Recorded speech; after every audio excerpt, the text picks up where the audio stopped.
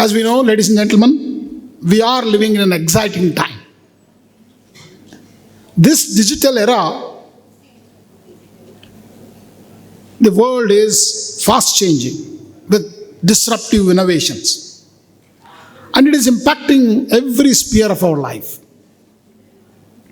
And definitely, education sector is not an exception. But we have assembled in a convocation. Let's talk about how we can change this scenario of field of education in India and be a leader of the world. I know I come from the central government. I'm going to talk about the National Education Policy 2020 briefly, because it's very important to know, friends. National Education Policy is one of the policy which is a very flexible policy.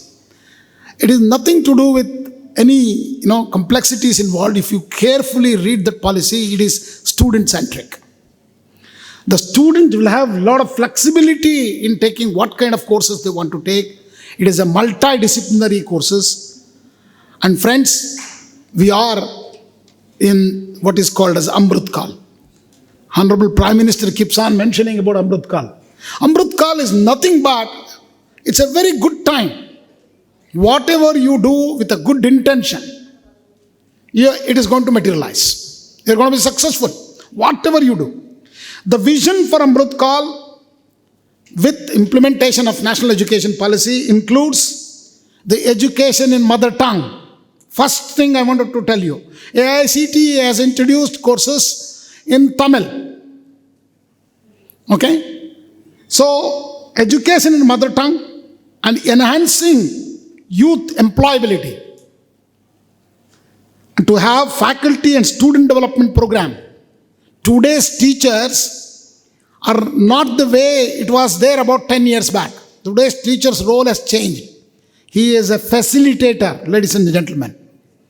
Because he may not know everything. Students pull out the information faster than even teacher can even say something in the classroom.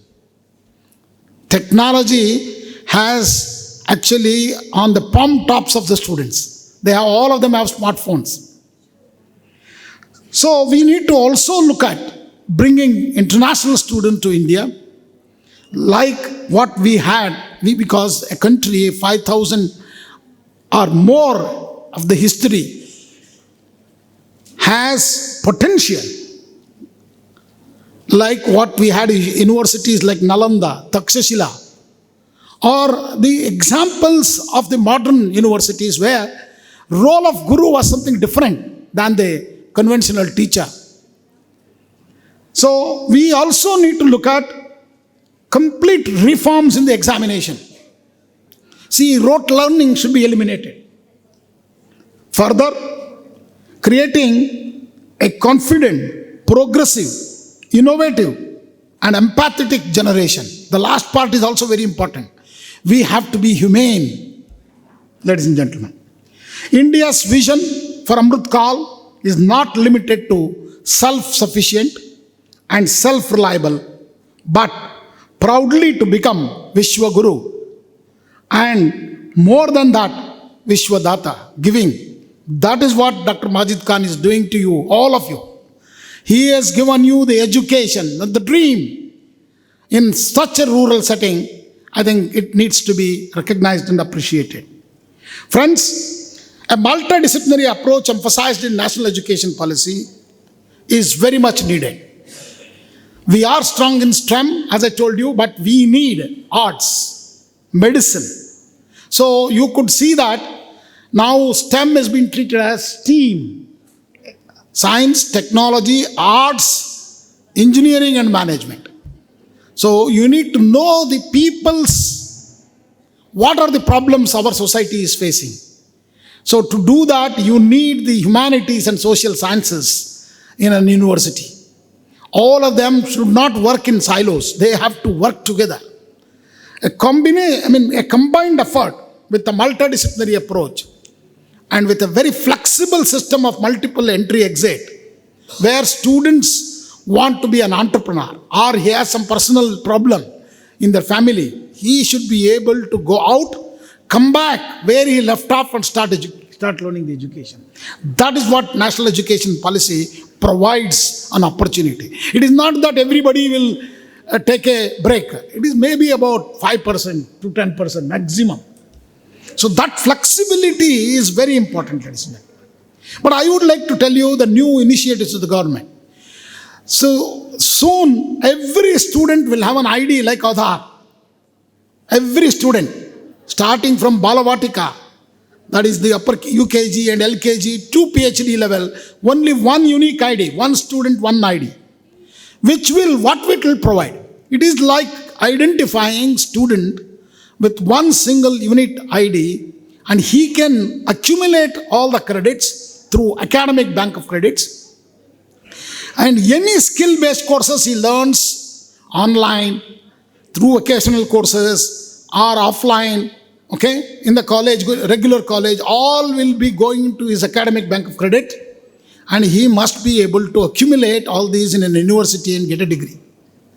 There are some policies and guidelines, defined ones will be coming through, but I can tell you the automated permanent academic account registry, it is called as APAR, very similar to Aadhaar.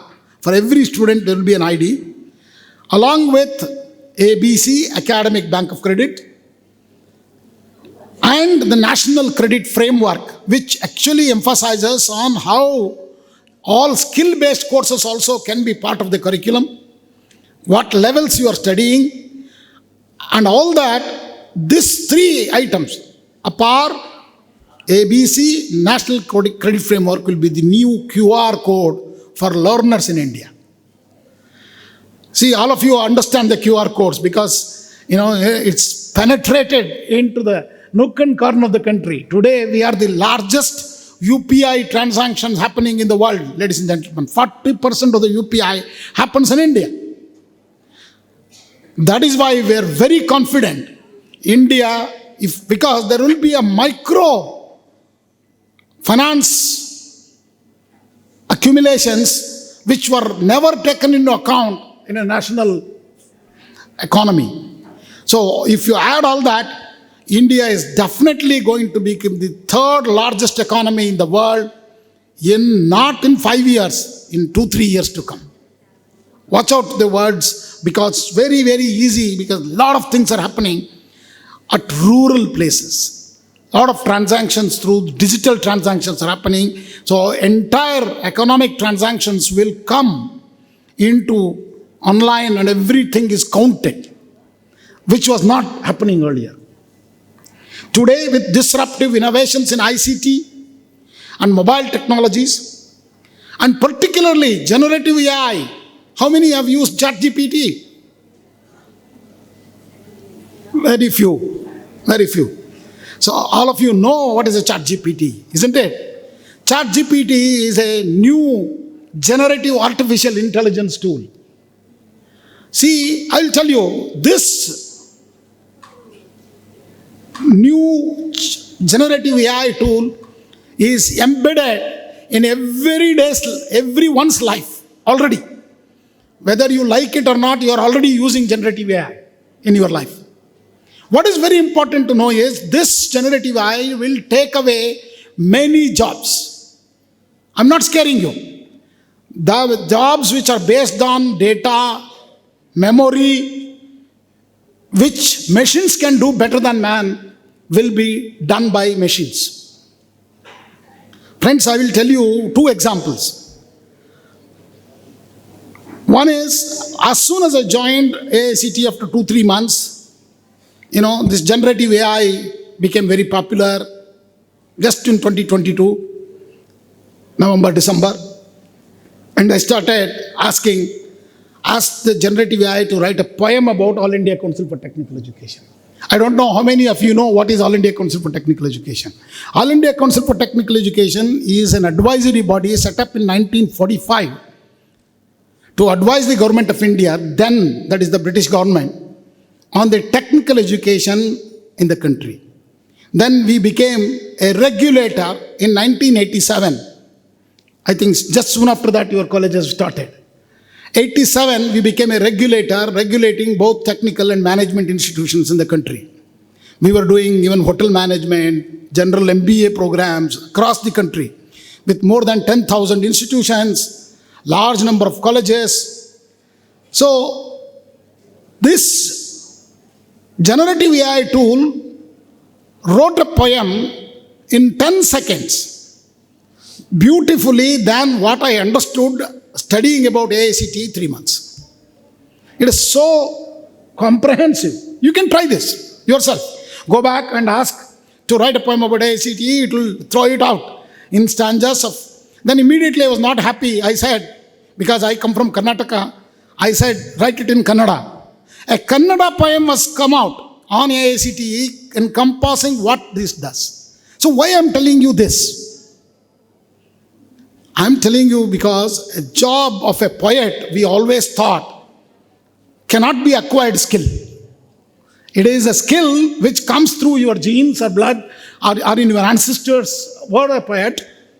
Please note this, poet's job is taken away by the machine. It is not that only. Recently, I headed a team to Taiwan to really understand the semiconductor industry. And I met one student doing like startup and hackathon kind of project. He has developed a robot to play keyboard. That is a very normal, even our students in India also does that. But what he has done exceptionally was, he had, using generative AI, he asked the machine to even compose a music. Please note again, a musician role, which is again cannot be an acquired skill, is taken away by the machine. Are you not scared? So this is what I wanted you to understand, students who are graduating today. Please remember, the mundane memory-based things, rote learning is not going to take you. You might have got you a degree today, but you're not going to survive in this world if you don't skill, upskill, reskill every day. Now actually your study will start, ladies and gentlemen. You have to look at what are the skills industry needs. You should be ready for that. It is not just you. Even Dr. A.P. Majid Khan also should be skilled, because how to run such an institution to make his vision to happen. All of us, including me, have to get upskilled, reskilled with these new technologies. It is pervasive, penetrative, mind-boggling. So, I think all of you got a message saying that skilling or learning never ends. That is, lifelong learning is the key. That's where, again, NEP plays a major role. So, are you not happy with the NEP now? It gives you so much opportunity. So, National Education Policy emphasizes it is a simple document. There is no forceful guidelines saying that you have to do this, you have to do that.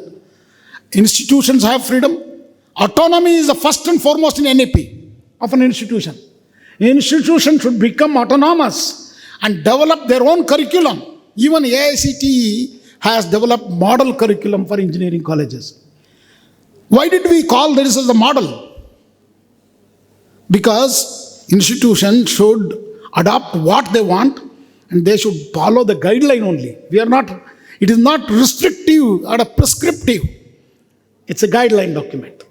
Similarly, please adopt NEP, which is fantastic for the students and learners particularly, gives you